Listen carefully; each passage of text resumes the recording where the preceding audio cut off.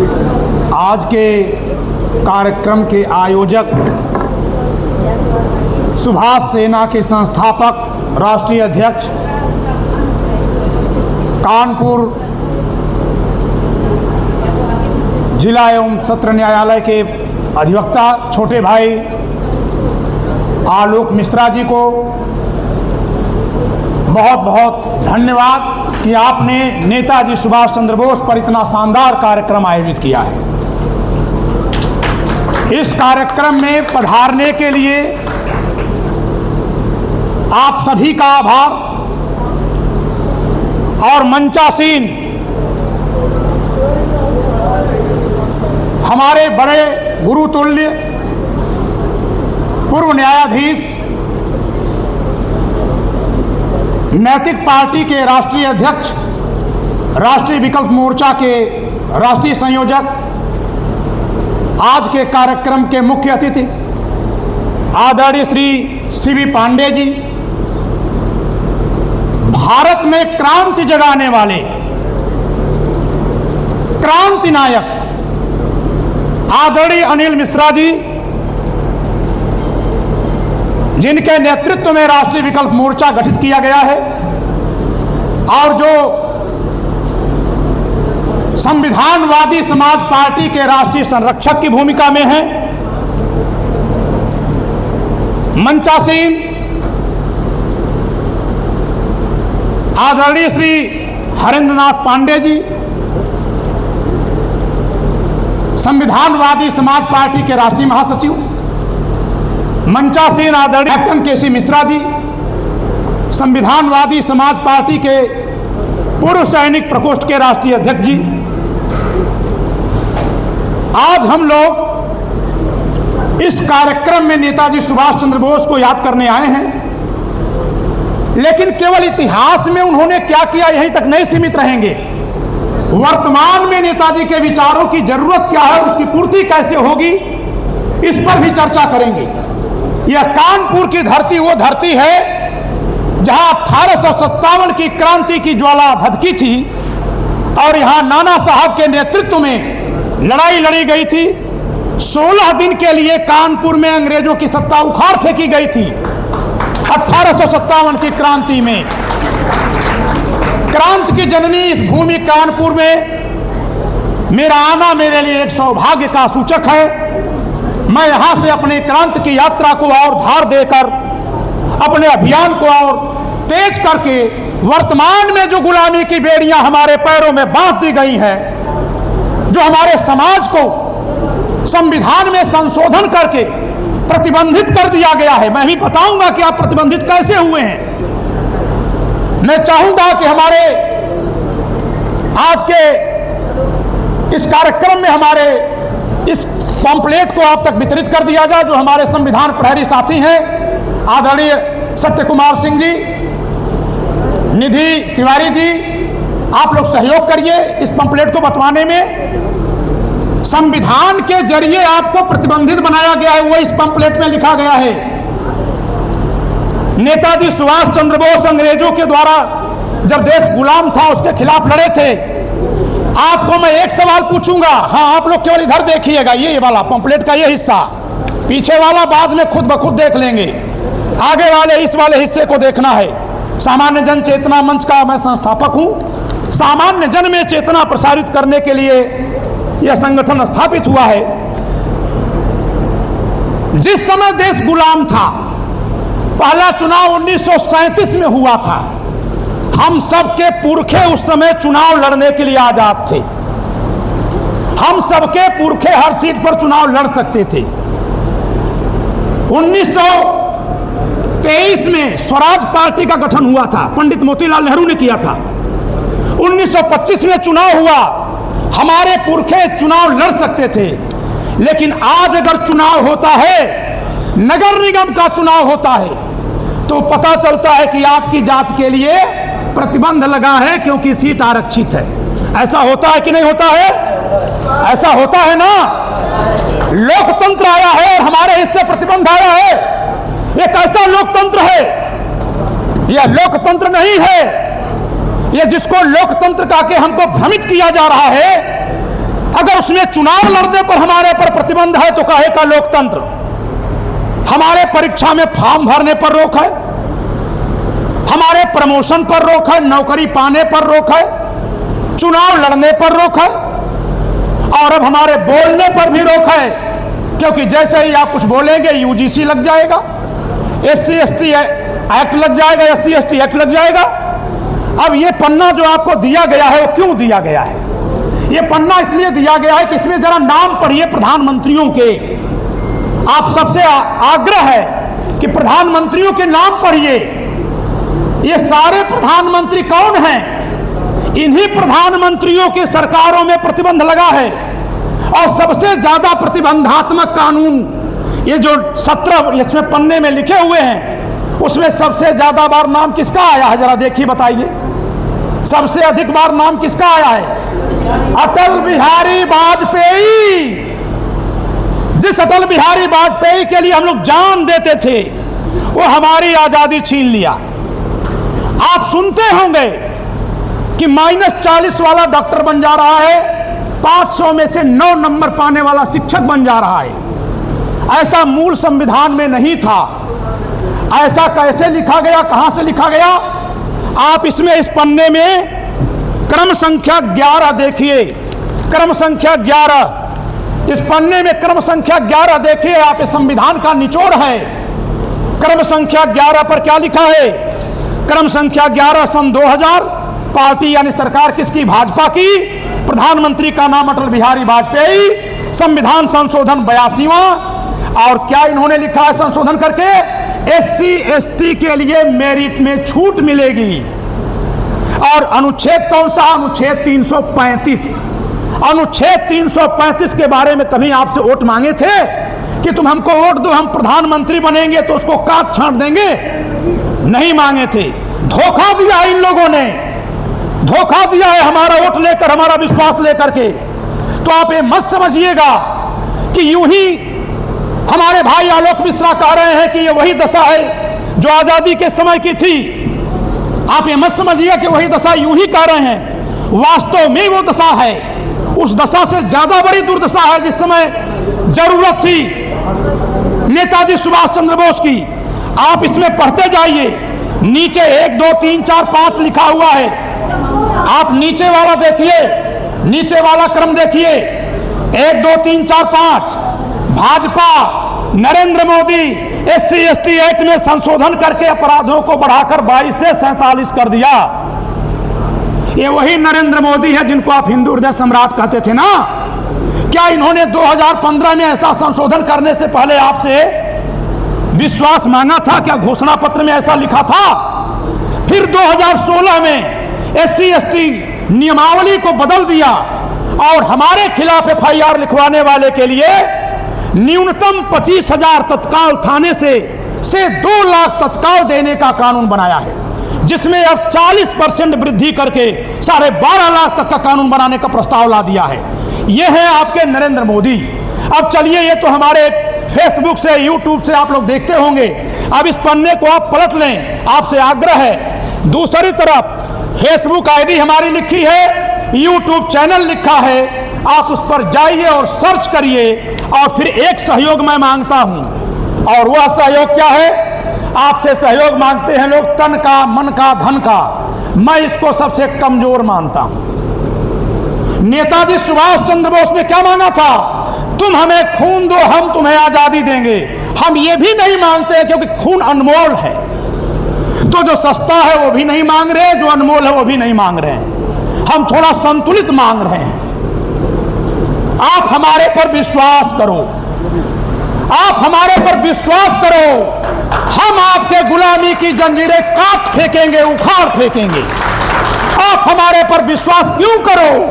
क्योंकि सच संविधान का किताब लिख करके मैंने इन सरकारों की धांधलियों को आपके सामने रखने का साहस किया है।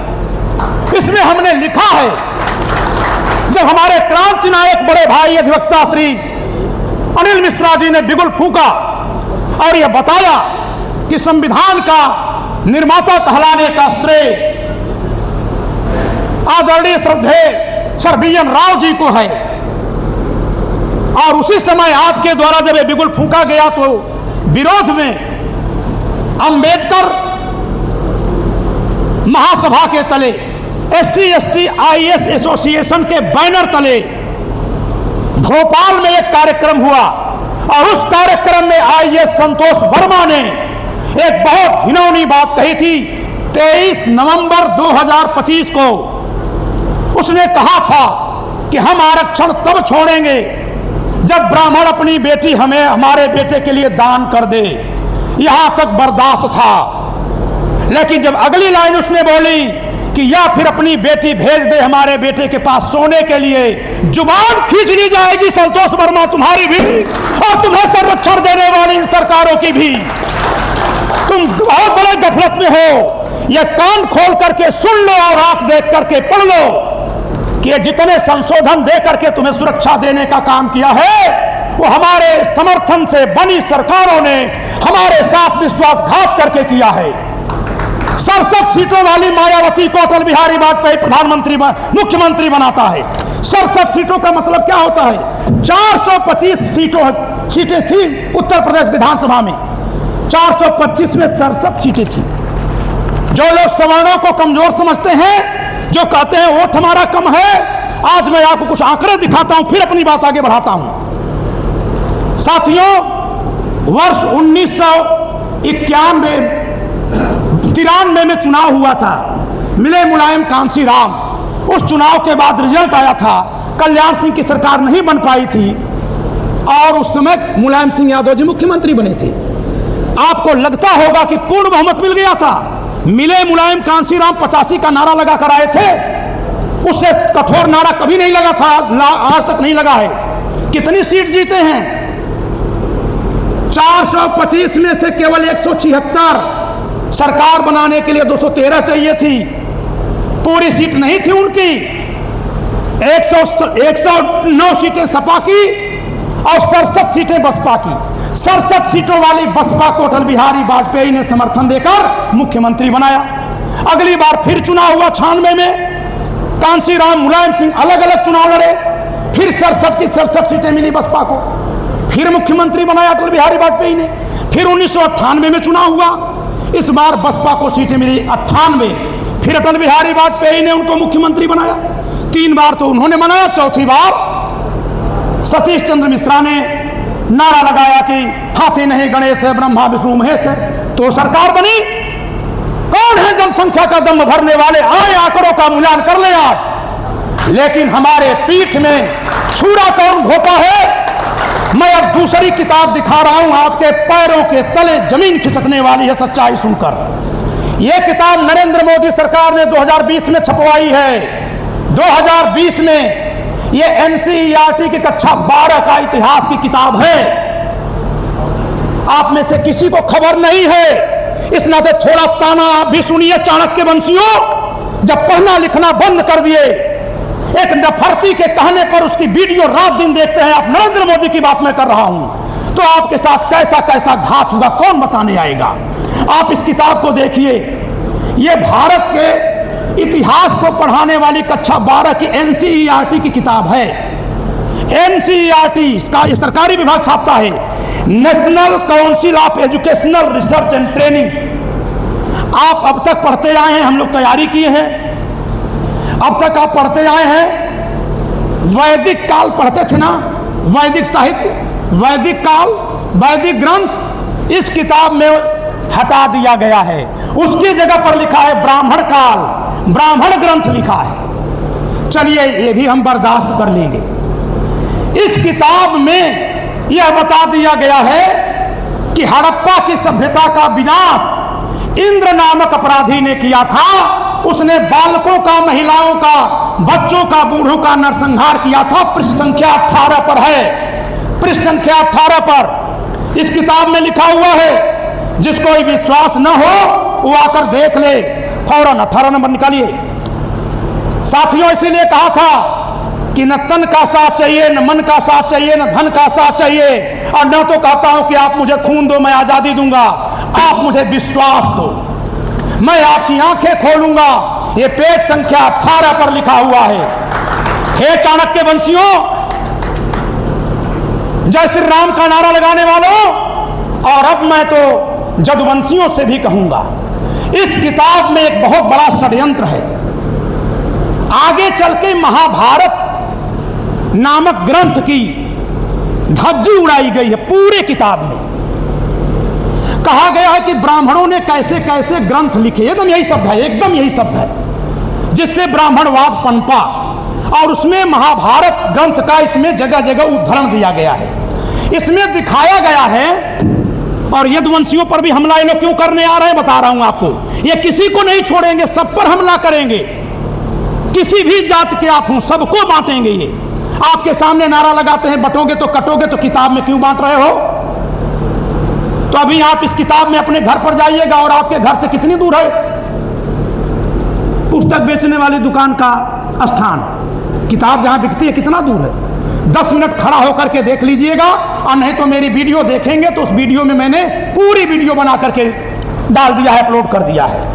इन्होंने लिखा है कि जब कुंती लाक्षागृह में जल रही है, उसका दृष्टांत लाते हैं ये लोग। ये कहते हैं कुंती जब लाक्षागृह में जब जलने से बच रही हैं, तो इसके अनुसार उन लोगों ने जानबूझकर एक वृद्ध निषाद जाति की महिला को, ऐसे ही लिखा है एकदम हूबहू, निषाद जाति की महिला को बुलाया। वो अपने 5 बेटों के साथ आई, इन लोगों ने उसको खूब भोजन कराया, और भोजन करा के मदिरा पिला दी। मदिरा किताब में लिखा है, मुझे खोलने में थोड़ा समय लग जाएगा, पृष्ठ संख्या 83 हो सकती है। 83 पर एक और चीज है, 83 पर ये लोग लिख रहे हैं सांची के स्तूप की रखवाली के लिए भोपाल की बेगम ने अपना खजाना लुटाया था। सांची के स्तूप की रखवाली के लिए, जबकि भोपाल के नवाब कौन है? हमको अपने मुसलमान भाइयों से प्यार है, लेकिन भोपाल के नवाब कौन है? विभाजन के बाद भारत में नहीं मिल रहे थे, उनके यहां सेना भेज करके सरेंडर करवाया गया था सरदार पटेल जी द्वारा। उस भोपाल नवाब के घराने की तारीफ लिखी जा रही है, और हमारे भगवान का, हमारे ग्रंथों का निरादर किया गया है इस किताब में। एक कक्षा 12 के बच्चों की पाठ्य पुस्तक है।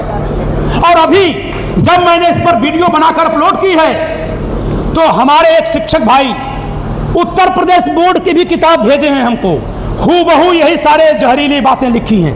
आपके बच्चे सीबीएसई में पढ़ते हैं, आईसीएसई में पढ़ते हैं, उनको खबर नहीं है। तो जरा जानिए कि जो रोज कहता है, जिसको आप हिंदू हृदय सम्राट कह रहे हैं, बुलाइए उस नरेंद्र मोदी को हमारे सामने, वो जवाब देखिए कैसे उसके काल में, उसके शासन में लिखा जा रहा है। कौन है लिखने वाले? लिखा गया है कि कुंती ने और उसके पुत्रों ने निषाद को इसलिए जला दिया क्योंकि वो निषाद जाति का था। और बताइए, उसमें प्रश्न बच्चों से किया गया है कि बताओ ब्राह्मणों ने ऐसी कहानी क्यों लिखी जिसमें क्षत्रियों ने निषादों को जला दिया, या क्षत्रियों ने जला दिया तो कैसा है?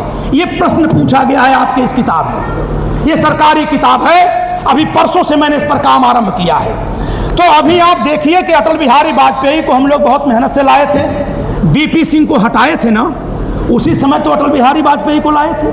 17 बार संविधान में संशोधन किया गया है, और पहले मैं केवल इसमें संशोधनों का क्रम लिखा था, अब यहाँ लाल अक्षर में अनुच्छेद भी लिख दिया हूं। ये अनुच्छेद भी मैंने लिख दिए हैं। आप इन अनुच्छेदों को गूगल करिए और पूछिए कब संशोधन हुआ। इन्हीं लोगों के समय में अनुच्छेद में संशोधन हुआ है। जिस समय में हुआ उस समय प्रधानमंत्री कौन था? आप गूगल करिए, आपके सामने किताब खुल जाएगी। तो मैंने लिखा है, कभी मैं लिखा था 1999 में कि अटल तो अटल हैं, अटल हों तो ऐसे, अमन की खातिर अटल जी हैं जैसे। लेकिन अब मैं लिखता हूं कि नहीं पता था तुम घाती हो, नहीं पता था तुम घाती हो, संविधान के आघाती हो, विष से लिपटे हुए पृष्ठ पर धूर्त प्रेम की तुम पाती हो। इन्होंने धूर्तता की हमारे साथ। जितनी जल्दी हो सके आंखें खोलिए, जितनी जल्दी हो सके सतर्क हो जाइए और उठिए। वर्तमान में जो आपके सांसद विधायक हैं, SC ST का सबसे ज्यादा केस किस पर है? उत्तर प्रदेश में यादव भाइयों पर है, कुर्मी भाइयों पर है। मौर्य भाई का भी, सूरज मौर्य का फोन आ रहा है हमारे पास, उसके पूरे परिवार पर केस है। पिंटू मौर्य बाराबंकी से फोन किया कल, पूरे परिवार पर केस है। और अगला इनका कदम होने वाला है 40% की वृद्धि मुआवजे में। हमारे खिलाफ कोई केस लिखाएगा तो अब जो उसको 1 लाख मिल रहा था तो अब उसको 1,40,000 मिलेगा। अगर 8 लाख मिल रहा था तो 12 लाख मिलेगा। आज हमारे पास हम किसी जाति धर्म से नफरत नहीं करते, चाहे कोई भाई हमारा एससी समाज में कैटेगराइज हो गया हो, चाहे एसटी समाज में, वो मांगने नहीं गया था इनसे। आज हमारे पास एक दलित समाज के बहुत बड़े बुद्धिजीवी का फोन आया, उन्होंने कहा आप हमारे खिलाफ क्यों बोल रहे हैं। हमने उनसे पूछा कि आप तो बहुत बड़े ब्रांड हैं, आइकॉन हैं, आपने कब मांग की है पिछले 2 महीने, 3 महीने, 4 महीने, 4 साल में, 12 साल में नरेंद्र मोदी से कि वो हमारे खिलाफ आप केस लिखाएं तो 40% का मुआवजा आप बढ़ा दें मोदी से, आपने कब मांगा। उन्होंने कहा हमने तो नहीं मांगा। हमने कहा कि नरेंद्र मोदी तो ऐसा कानून बनाने जा रहे हैं। बताइए हमारे पीठ में छुरा कौन घोंपता है। एससी एसटी समाज के भाई नहीं, ये भाजपा घोंपती है, ये कांग्रेस घोंपती है। जितने भी संविधान संशोधन हो रहे हैं सब भाजपा कांग्रेस मिलकर करती है, बिना मिले संशोधन कर नहीं सकती, क्योंकि 2/3 बहुमत चाहिए, 2/3 बहुमत। तो ये जो आपके सामने बातें बताई जा रही हैं, आप इस पे यकीन नहीं करना हो तो कैसे करेंगे। नरेंद्र मोदी के सरकार में 2020 में समीक्षा के बाद एनसीईआरटी की किताब आई है, इसको आप पढ़ लीजिए। हमने नहीं लिखी है किताब, पढ़िए इसका पृष्ठ 83, पढ़िए इसका पृष्ठ 62, 65, 66 जो बोल रहा हूं, और एक पृष्ठ पढ़िए, इसमें लिखा हुआ है। क्या ट्रेन आपके देश की ऐसे चलती है, जरा बताइएगा। अगर अभी योगी जी लिख दें कि कल से आप सुपर फास्ट ट्रेन में जाइएगा जो विंध्याचल में नहीं रुकती हो, क्योंकि विंध्याचल का स्टेशन बहुत छोटा है, और नरेंद्र मोदी जी अगर लिख दें, ये बात सुन के आप लोग जाइएगा, हम थोड़े देर में अपनी वाणी को समाप्त करेंगे। बहुत महत्वपूर्ण बात कर रहा हूं जो ये किताब में लिखी है, ये भारत सरकार किताब लिख रही है। क्या ट्रेन ऐसे चलती है कि किताब में लिख दिया जाए कि अगर आप लखनऊ से गोरखपुर जाइएगा तो बीच में अयोध्या धाम पड़ता है, आप गार्ड से कहिएगा वो स्टेशन पर ट्रेन रोक देंगे और जाकर के आप दर्शन कर आइएगा। क्या ऐसे ट्रेन रुकेगी? इस किताब में लिखा हुआ है, इस किताब में लिखा हुआ है। अभी मैं पढ़कर दिखा देता हूं, आपको खोजना पड़ जाएगा थोड़ा। देखिएगा 46 पृष्ठ पे, नहीं और पहले है। इस किताब में लिखा हुआ है कि आप जब भोपाल से दिल्ली की ओर जाएं तो बीच में सांची का स्तूप पड़ता है, और वहां आप गार्ड को सूचित कर दें कि वो 2 मिनट के लिए आप अपनी ट्रेन रोक दें। वहां वो 2 मिनट के लिए ट्रेन रोक देंगे, इतनी ही देर कि आप उतनी देर में जाएं और पहाड़ी पर चढ़ करके उस भव्य स्तूप का दर्शन करें और दर्शन करके लौट आएं, फिर गार्ड गाड़ी चलाएगा। इस किताब में लिखा हुआ है। कक्षा 12 के इतिहास की किताब में इस तरह के जहर परोसे गए। पढ़िए आप, इसमें एक वर्णन लिखा है कि एक भिक्षुणी, बौद्ध धर्म को इसमें महिमा मंडित करके आप करिए, हमें कोई आपत्ति नहीं है, लेकिन ब्राह्मणवाद और ब्राह्मण धर्म का के हिंदू धर्म की निंदा की गई है।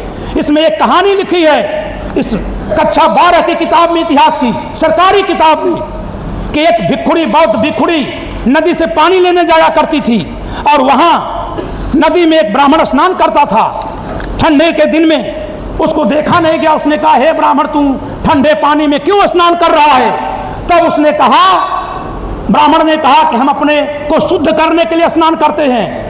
इसमें जो लिखा है उसके अनुसार बौद्ध भिक्षुणी हंसती है, कहती है अगर पानी में नहा लेने से शुद्ध हो जाते तो सारे कछुए, सारे मछलियां, सारे मगरमच्छ भी स्वच्छ होते।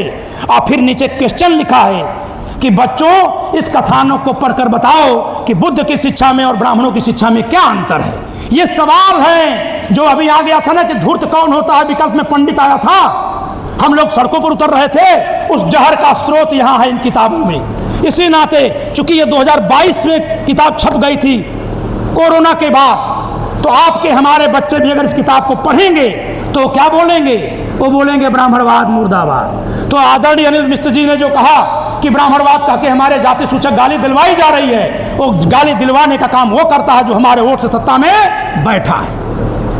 तो इसीलिए मैंने कहा कि आपसे कुछ नहीं चाहिए, मैं सत्य कह रहा हूं, सबूत के साथ कह रहा हूं, केवल विश्वास चाहिए, वह विश्वास दीजिए। अगर आप विश्वास कर लिए तो न केवल अपने खिलाफ उठ रहे जहर को आप रोक देंगे, बल्कि इस भारत देश को स्वच्छ और निर्मल बनाने में योगदान कर पाएंगे। जय हिंद, जय भारत।